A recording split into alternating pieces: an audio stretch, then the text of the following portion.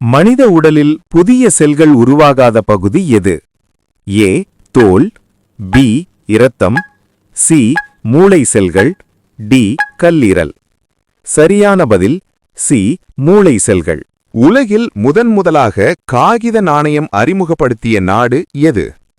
ஏ India, B Rome, C China, D எகிப்து.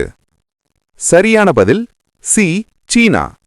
இந்திய அரசியலமைப்பில் அதிக கட்டுரைகள் ஆர்டிகல்ஸ் உள்ள பகுதி எது?